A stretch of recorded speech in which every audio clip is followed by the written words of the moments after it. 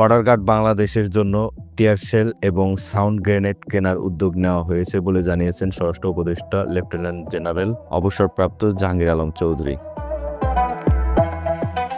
আজ সোমবার সচিবালয়ে সাংবাদিকদের সঙ্গে আলাপকালে তিনি কথা জানান। স্বরাষ্ট্র উপদেষ্টা বলেন, অনেকেই প্রশ্ন করেছেন সীমান্তে বিজিবি কেন সাউন্ড গ্রেনেড ও টিয়ার শেল ব্যবহার করেনি। তাদের কাছে শুধুমাত্র প্রাণঘাতী অস্ত্র রয়েছে যা ব্যবহার করা সম্ভব হয়নি। তবে আমরা এখন টিয়ার শেল ও সাউন্ড গ্রেনেড কেনার অনুমোদন দিয়েছি এবং এগুলো দ্রুত কেনা হবে। তিনি আরও বলেন, চাঁপাইনবাবগঞ্জের সীমান্তে আমরা দেখেছি বিএসএফ এর কাছে সাউন্ড গ্রেনেড ও টিয়ার শেল রয়েছে, কিন্তু বিজিবির কাছে এই সরঞ্জাম নেই। তাই সীমান্তে বিডিআর কর্মক্ষমতা বাড়ানোর জন্য এই পদক্ষেপ নেওয়া হয়েছে। এক প্রশ্নের জবাবে তিনি বলেন, সীমান্তে পরিস্থিতি বর্তমানে স্থিতিশীল রয়েছে এবং বড় কোনো সমস্যা নেই।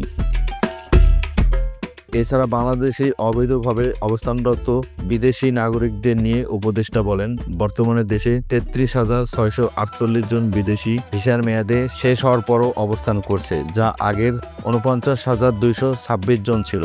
৩১শে জানুয়ারি তাদের মেয়াদের চূড়ান্ত সময়সীমা। এর মধ্যে আমরা ১০,৫৩,০০,০০০ টাকা রাজস্ব আয় করেছি। সময়সীমার শেষে তাদের বিরুদ্ধে আইনি ব্যবস্থা নেওয়া হবে। একই সঙ্গে যারা তাদের অবৈধভাবে কর্মসংস্থানের সুযোগ করে দিয়েছিল তাদের বিরুদ্ধেও ব্যবস্থা নেওয়া হবে। SI Suman, Rangpur top.